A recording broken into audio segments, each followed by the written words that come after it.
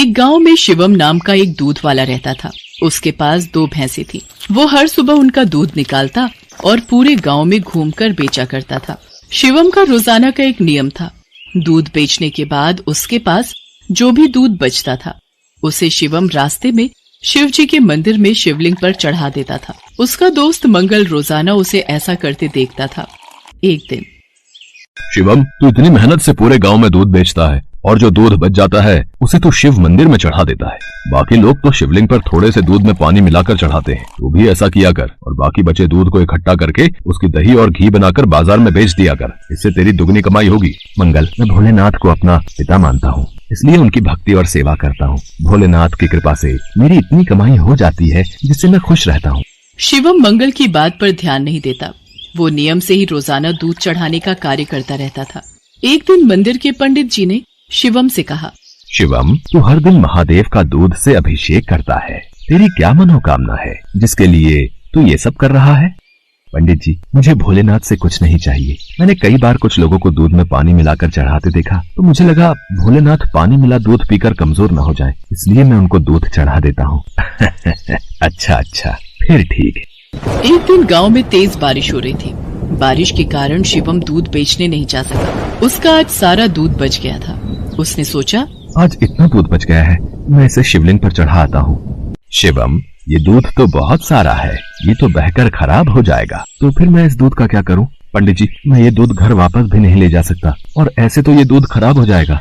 तुम एक काम क्यों नहीं करते? तुम इस सारे दूध की खीर बनाकर भोलेनाथ को भोग लगाकर गांव में खीर का प्रसाद बांट दो, इससे तुम्हें पुण्य मिलेगा। पंडित जी, ये तो आपने बहुत अच्छा विचार बताया है। मैं अभी जाकर बाजार से खीर का सामान लेकर आता हूँ। शिवम को पंडित जी की बात अच्छी लगी और वो बाजार से खीर बनाने का सामान ले आया। शिवम ने खीर बनाकर भगवान शंकर को भोग लगाया और सारे गांव में खीर का प्रसाद बांटा। इधर कैलाश पर्वत पर भगवान भोलेनाथ के मुख पर खीर लगी देख माँ पार्वती उनसे बोली, ये तो जरूर भगवान कृष्ण की भेजी हुई कोई चमत्कारी गाय दिखाई पड़ती है, जैसे उनका कोई आशीर्वाद हो। देवी पार्वती, ये मेरा प्रिय भक्त शिवम है।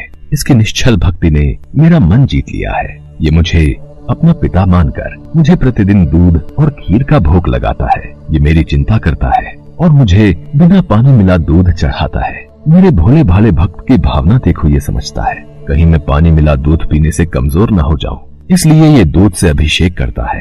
प्रभु, फिर तो अपने इस भक्त पर कृपा करने के लिए हमें इसकी परीक्षा लेनी चाहिए। तो देर किस बात की देवी पार्वती, हम अभी पृथ्वी पर चलते हैं और अपने भक्त शिवम की परीक्षा लेते हैं। भगवान शिव और देवी पार्वती ने सेठ सेठानी का भेष बना लिया और शिवम के घर पहुंच गए। नमस्ते जी, कहिए आपको मेरे से क्या काम है? हमने तुम्हारे बारे में बहुत सुना है। तुम बहुत ताजा और शुद्ध दूध बेचते हो, इसलिए हम तुमसे दूध खरीदना चाहते हैं। तुम रोजाना अपना सारा दूध हमें बेच दिया करो। हम हर दिन तुम्हारा सारा दूध खरीदेंगे और तुम्हें दूध बेचने के लिए पूरे गांव में भागना भी नहीं पड़ेगा। हमारे लोग यहीं से दूध ले जाएंगे और पैसे तुम्हें दे देंगे। मैं आपको सारा दूध नहीं दे सकता। मेरी भैंसें जितना दूध देंगी उसमें से थोड़ा दूध मैं भोलेनाथ के अभिषेक और खीर के प्रसाद के लिए रखूंगा।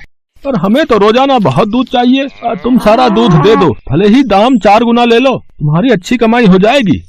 नहीं सेठ जी, मैं आपको सारा दूध नहीं दे सकता। आपको दूध लेना है तो मैं शिव मंदिर के हिस्से का दूध अलग करके ही आपको दे सकता हूँ, नहीं तो कोई बात नहीं। चलो भाग्यवान, हम कहीं और से दूध पता कर लेंगे। ये तो कोई बहुत बड़ा शिव भक्त जान पड़ता है। सेठ और सेठानी वहाँ से चले गए। कुछ दूर जाकर उन्होंने एक गरीब ब्राह्मण का भेष बना लिया। देवी पार्वती, अब हमें अपने भक्त की परीक्षा किसी और तरह लेनी होगी। भगवान शंकर और माँ पार्वती मंदिर की सीढ़ियों पर बैठ गए। शिवम दूध बेचकर मंदिर जा रहा था। उसने एक गरीब ब्राह्मण ब्राह्मणी को रोते देखा। आप दोनों क्यों रो रहे हो? मुझे अपनी परेशानी बताओ, शायद मैं आप दोनों की सहायता कर सकूं। बेटा, हम दोनों कई दिनों से भूखे हैं, हमारे पास खाने को कुछ नहीं है। आप परेशान मत होइए, मेरे पास कुछ दूध बचा हुआ है और एक डिब्बे में ये खीर है। आप ये दूध पी लो और ये खीर खा लो, इससे आपका थोड़ा पेट भर जाएगा। भगवान शंकर तुम्हारा भला करें बेटा, आज तुमने हमें ये दूध और खीर खिलाकर तृप्त कर दिया। यदि मैं आपको भूखा छोड़कर भगवान भोलेनाथ को ये दूध और खीर का भोग लगाता तो वो भी इसे ग्रहण नहीं करते, क्योंकि जिस तरह से मैं उन्हें अपना पिता मानता हूँ तो वो भी तो आपके पिता हैं।